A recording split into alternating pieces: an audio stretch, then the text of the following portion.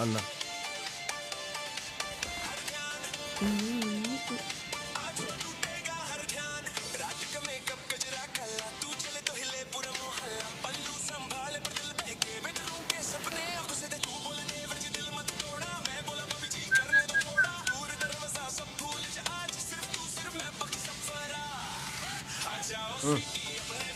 Sir अभी इतना खुला कहाँ मिलेगा? 100-200 जो है दे दीजिए ना। सेक्सी लग ना माल्टे के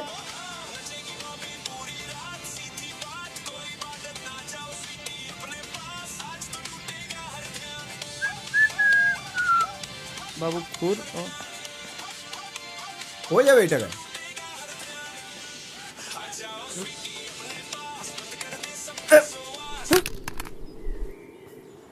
এটা হয়ে যাবে।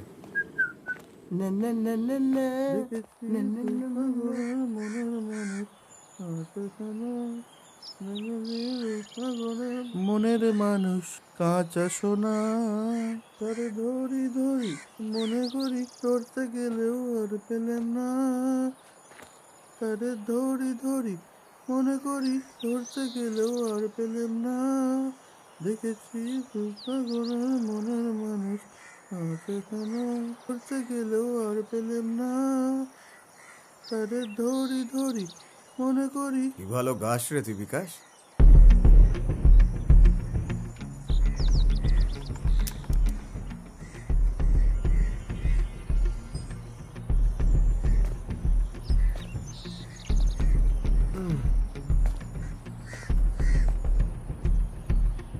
কেন করলি এরকম?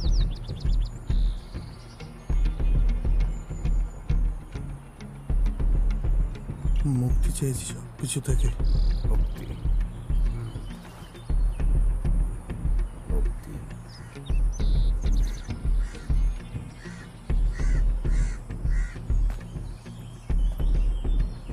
তা মুক্তি পেলি?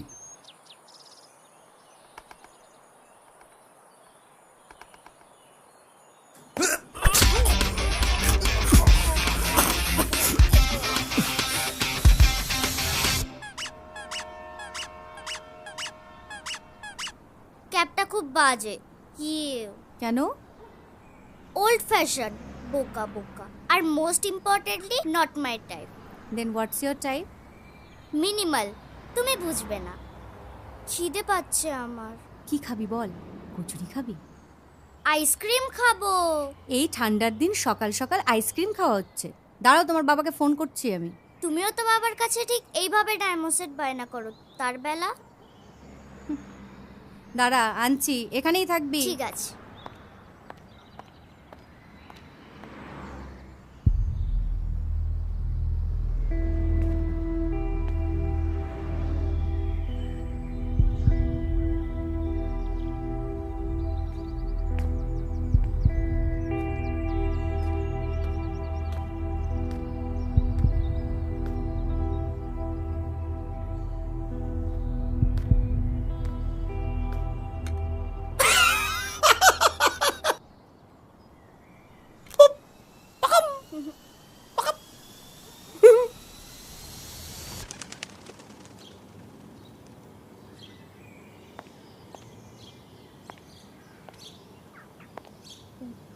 মিমি,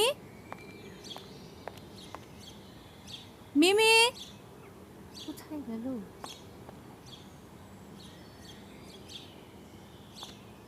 মিমি, মিমি মা, কোথায় গেছিলে? তোমাকে কতবার বলেছি না বলে একা একা কোথাও যাবে না। ওয়াশরুমে গিয়েছিলাম। বলে যাবে আমাকে। তুমি এখানে দাঁড়াও, কোথাও যাবে না, আমি এক্ষুনি আসবো। কিন্তু এখানেই থাকবে, চুপচাপ এখানেই দাঁড়াবে।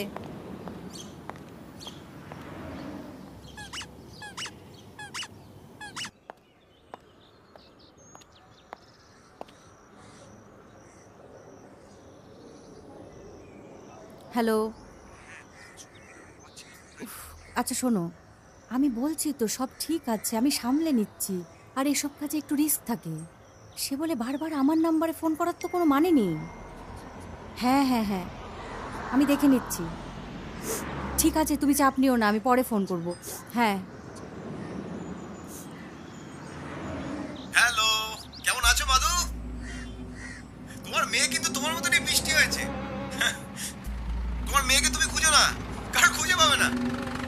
তোমার মেয়ে আমার কাছে আছে, ঘুমোচ্ছে। মেয়েকে পেতে চাইলে আমাদের ওই প্রিয় জায়গা মনে আছে নিশ্চয়ই তোমার। হ্যাঁ, আর যদি তোমার বর জানতে পারে তাহলে তোমার সাথে আমার দেখা হলো তোমার মেয়ের সাথে কিন্তু হবে না। তাই বেশি দেরি করো না, তাড়াতাড়ি চলে এসো। টাটা।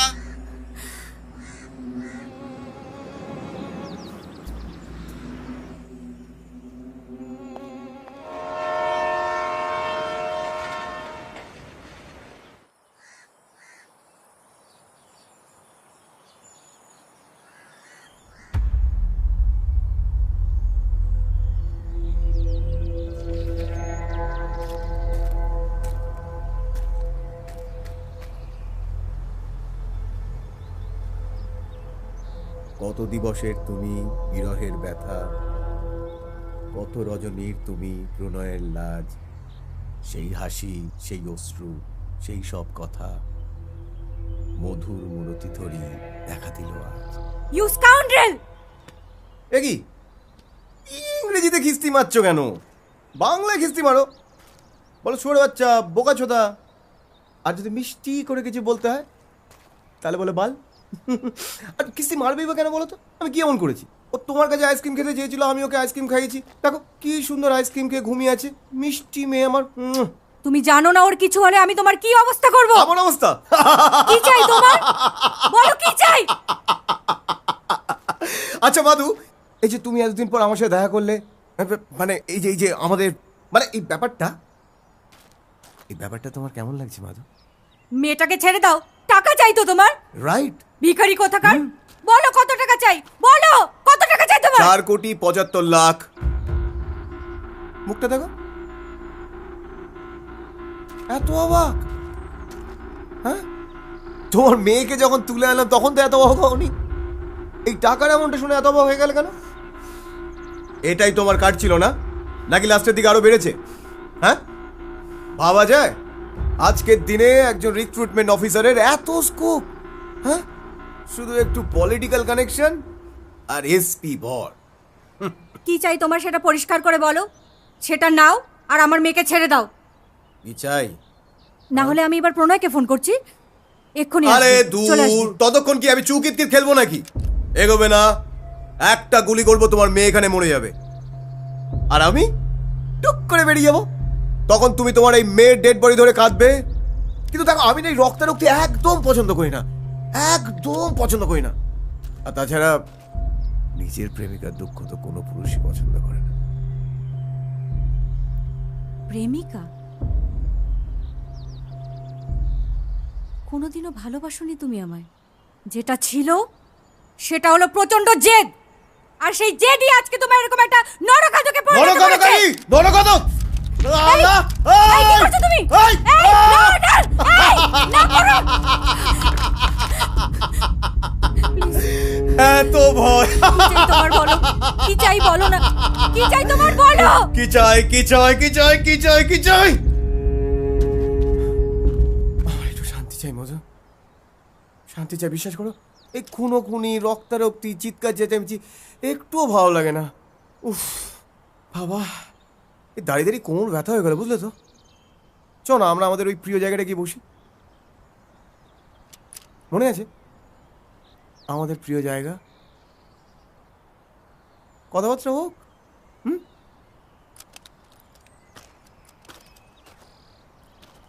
হায় কোথা যাবে অনন্ত অজানা দেশ, নিতান্ত যে একা তুমি। পথ কোথা পাবে, হায় কোথা যাবে। কঠিন বিপুলে জগৎ খুঁজে নেয় যে। আরে মাধু এসো, অনুরোধ করছি না কিন্তু, হুকুম করছি। আর কাউকে জানালে জানা তো কি হবে? এসো মাধু।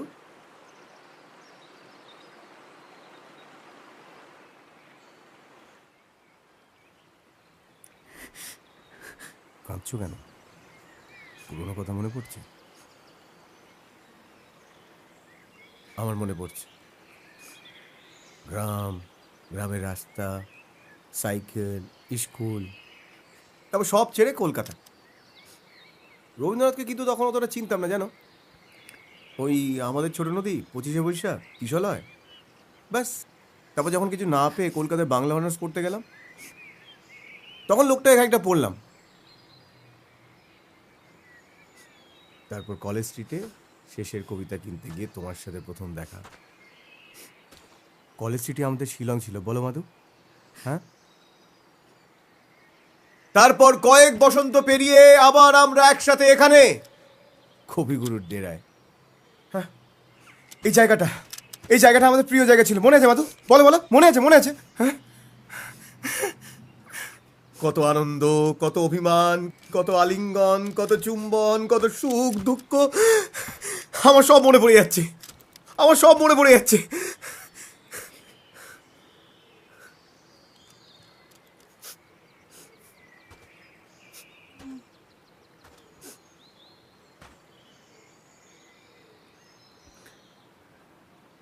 আমার মাকে মনে পড়ে যাচ্ছে।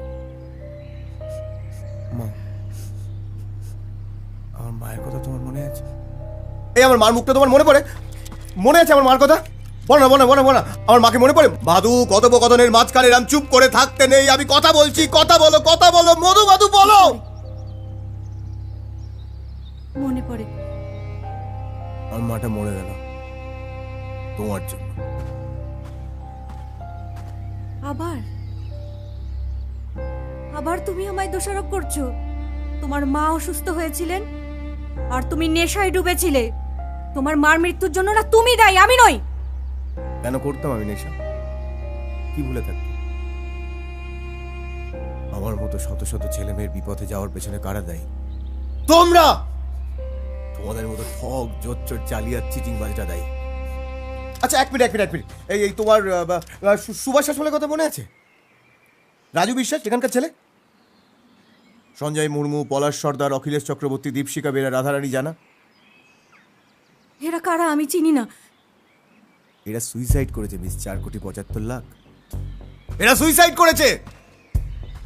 এতে কারোর বয়স 27, কারোর বয়স 26, কারোর বয়স 30। তোমরা বারা জানোই না তোমরা কতজনকে খুন করেছো। তোমরা খুনি রিক্রুটমেন্ট অফিসার মাধুরী সান্যাল, তোমরা খুনি। আর এই একই দোষের জন্য আমি শুধু জেলে যাব? তা তো হতে পারে না, বলো? সেটা কি হতে পারে? বাট আমাকে ওই টাকাটা নিতেই হতো, না হলে তোমার চাকরি যেত কেন? তোমার বরের ঘুষের টাকায় তোমাদের সংসার চলতো না? হ্যাঁ, যে চাকরি তুমি নিজের দমে পাওনি, সে চাকরি চলে গেলে কি হতো? অন্যকে ঠকিয়ে, নিজের জালে জড়িয়ে, তার থিসিস চুরি করে, তার জীবন, তার স্বপ্নকে দুমড়ে মুচড়ে দিয়ে যে চাকরি পেয়েছো, সে চাকরি চলে গেলে কি হতো? তুমি অযোগ্য। নিয়তির ফেরে এই চাকরি তোমার যেতই। আমি অযোগ্য নই। ওই রিসার্চ তোমার একার ছিল না। ওই থিসিসের পেছনে তোমার যতটা পরিশ্রম ছিল তার থেকে অনেক বেশি পরিশ্রম আমার ছিল। হ্যাঁ, আমি এটা মানছি যে থিসিসের আইডিয়াটা তোমার ছিল, কিন্তু তার জন্য আমি সারা জীবন ধরে ক্ষতিপূরণ দিয়ে যাচ্ছি। আর কি চাও তুমি? ভেবে বলো, তুমি যোগ্য ছিলে তো? হ্যাঁ ছিলাম। ভালো করে ভেবে বলো, তুমি যোগ্য ছিলে? হ্যাঁ ছিলাম। ভালো করে ভেবে বলো। হ্যাঁ ছিলাম। তোমার মেয়ের দিব্যি খেয়ে বলো, তুমি যোগ্য ছিলে? হ্যাঁ ছিলাম। আচ্ছা, ছিলে। ভেবে বলো, এখনো বলছি, ভেবে বলো, তুমি যোগ্য ছিলে? হ্যাঁ হ্যাঁ ছিলাম। মেয়ের দিব্যি যোগ্য ছিলে? বলছি তো আচ্ছা, ঠিক যোগ্য আছে। ছিলাম আমি। কারো দিব্যিকে মিথ্যে কথা বললে তাকে মরে যেতে হয়। তুমি তোমার মেয়ের দিব্যিকে মিথ্যে কথা বললে, তাহলে সরি, ভুল হয়ে গেছে। আরে সেফটি লকটা অফ ছিল, আমি বুঝতে পারিনি, তো হয়নি। এবার ঠিক করে হবে, তোমার মেয়ে এবার চিরনিদ্রায় যাবে, তোমায় বুঝতে হবে। অযোগ্য ছিলাম আমি।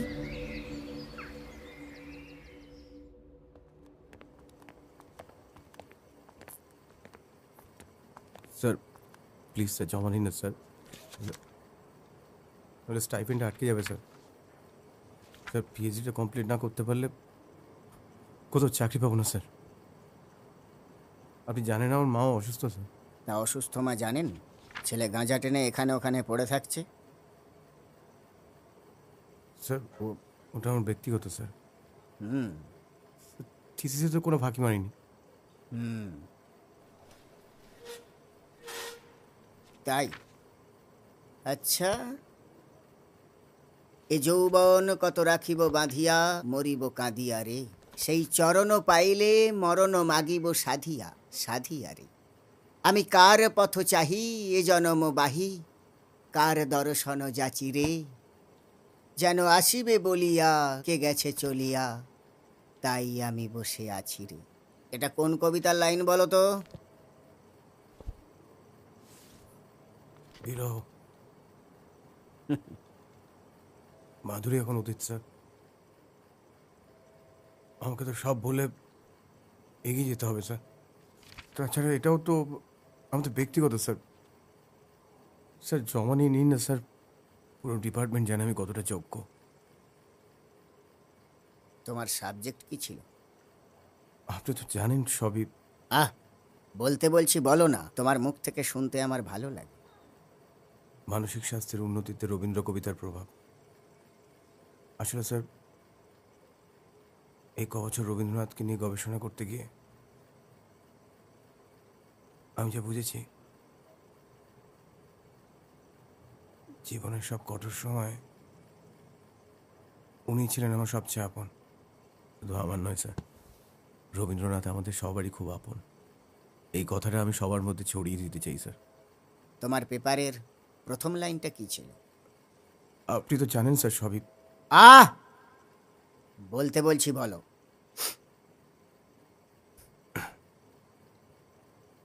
জীবনের ২৭তম বসন্তে রবি ঠাকুরের কবিতা যেভাবে আমায় শোক, যন্ত্রণা, অসুখ এবং ব্যাধির ওষুধ হয়ে ধরা দিয়েছে, তার নির্যাসটুকু ছড়িয়ে দেওয়াই আমার আসল উদ্দেশ্য। কি তাই তো?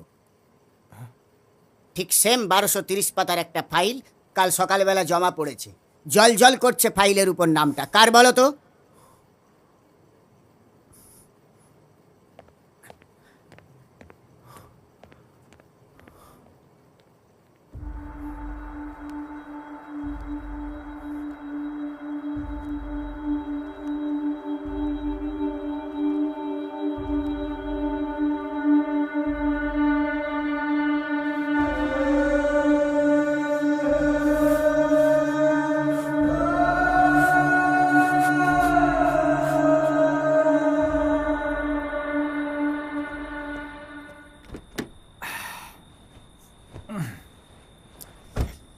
এই একটা আনলে? একটা এনেছি কারণ এনো।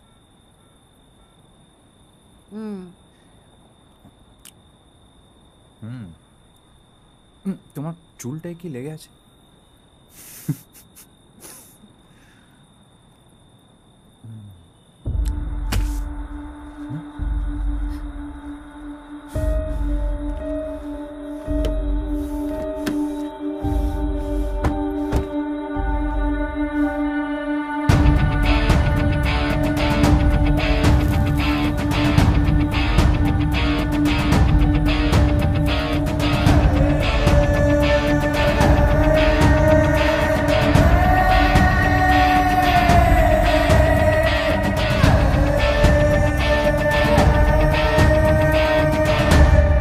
গোপন কথাটি রবে না গোপনে, উঠিল ফুটিয়া নীরব নয়নে।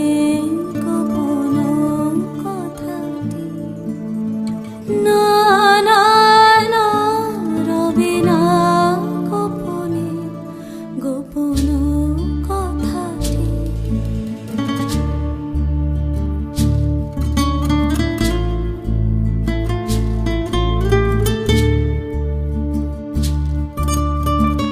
নীরবে নিভৃতে নিরালায়, জীবন মরণ সীমানা, গতিহীন পরাজিত মন,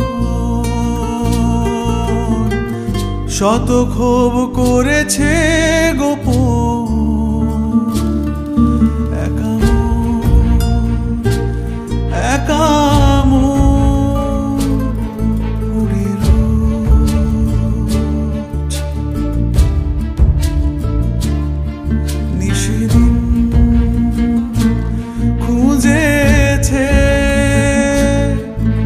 অতি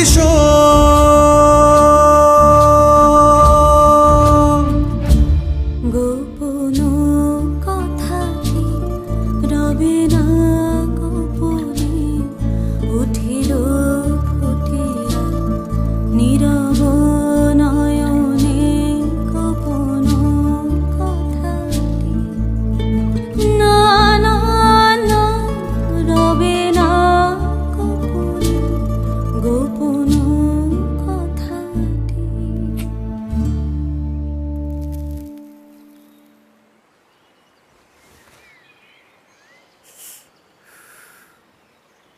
শুরু থেকে শুরু করি তাহলে। কত টাকা নিয়েছিল স্যার তোমার থেকে?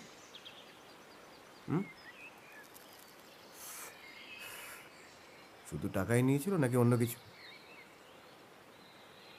বাবা রেগে গেলে? হেভি ভয় পেলাম, হেভি ভয় পেলাম।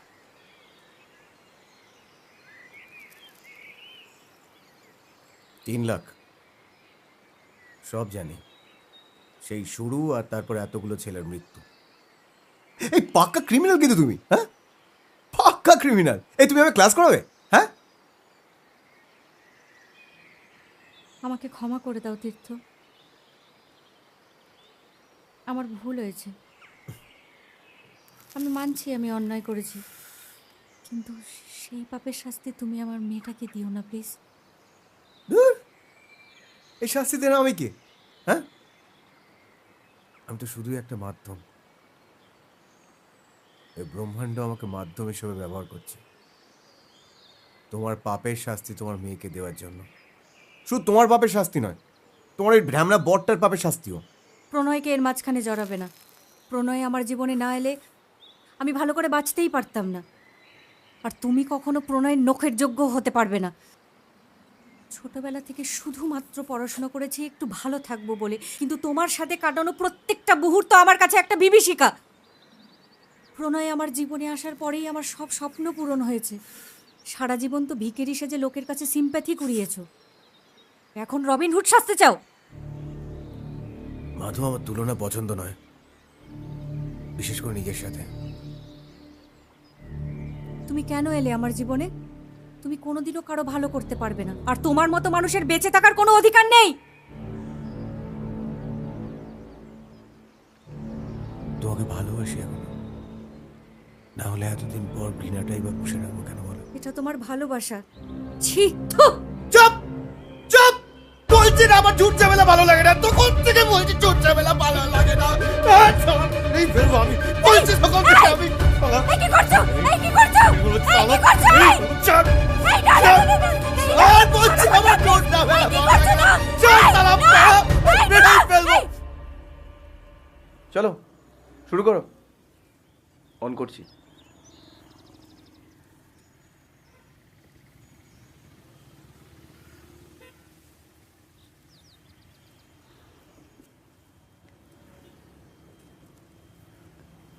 নমস্কার, আমি মাধুরী সান্যাল, রাজ্যের রিক্রুটমেন্ট বোর্ডের একজন আধিকারিক, সরকারি আমলা। বিগত কয়েক বছর ধরে আটকে থাকা নিয়োগ এবং সেটা নিয়ে হওয়া দুর্নীতি সবটা সম্পর্কে আমি কিছু কথা বলবো বলেই এই লাইভটা করছি। আমি এবং আমার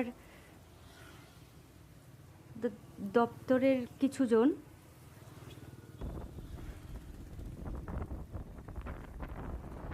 মাধব মিত্র, অনুজয় মণ্ডল, বোধাদিত্য বসু, নরেন সাহা এবং আমরা মোটা টাকার বিনিময়ে অনেকের চাকরির ব্যবস্থা করে দিয়েছি, আর যারা পরীক্ষা দিয়ে যথাযথভাবে চাকরি পেয়েছে তাদের চাকরি আমরা বাতিল করেছি। কিন্তু দিনের পর দিন যখন খবর পাচ্ছি একজন মানুষ শুধুমাত্র একটা চাকরি না পেয়ে আত্মহত্যার পথ বেছে নিচ্ছে, তখন নিজেকে ঠিক রাখতে পারিনি। তাই আমি আমার ডিপার্টমেন্টের প্রত্যেকের নাম এবং আমার নিজের নামে আইনের কাছে অভিযোগ জানানোর জন্য এই লাইভটা করছি। ছোট থেকে অনেক কষ্ট করে পড়াশোনা করেছি পরিবারের অভাব অনটন মিটিয়ে ফেলবো বলে, কিন্তু ডিপার্টমেন্টের প্রেশার, রাজনৈতিক চাপ,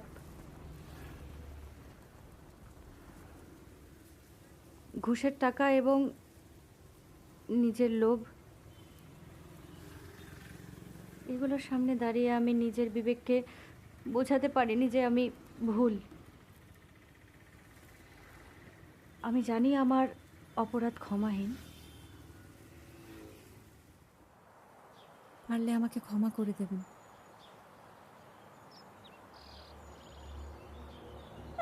বাহ, বিউটিফুল, ফটোজেনিক মাধু, বিউটিফুল।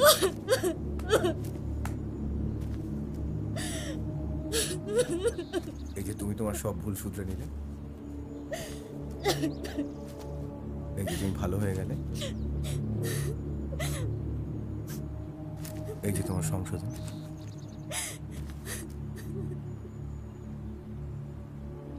যাও, তোমায় ক্ষমা করলাম আমি, তুমি মুক্ত।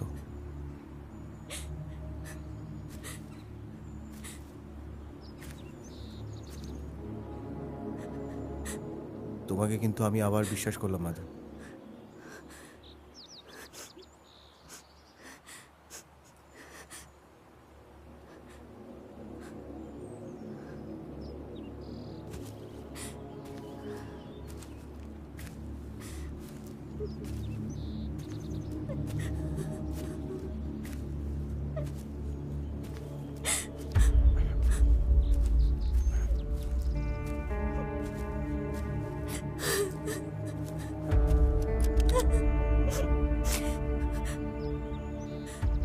আর আধ ঘন্টার মধ্যে মিমির জ্ঞান ফিরে আসবে।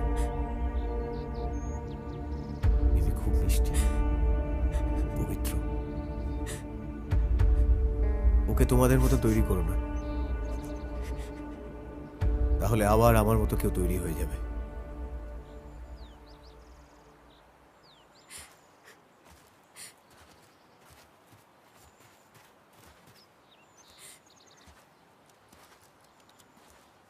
You scoundrel!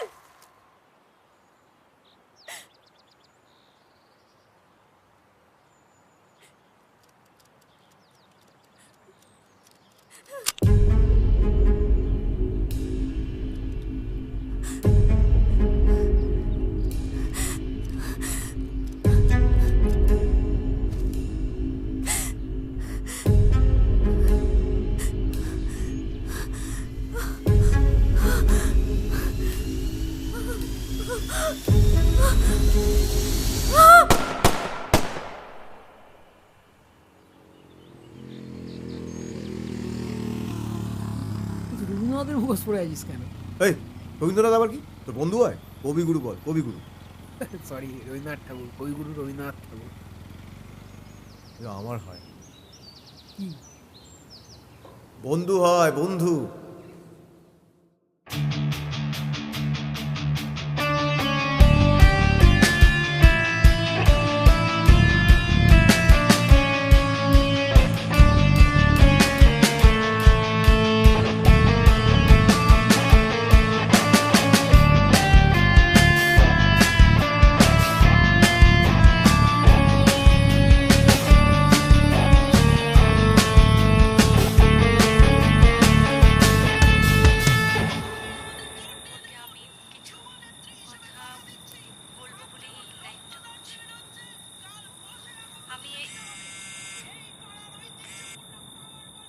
হ্যাঁ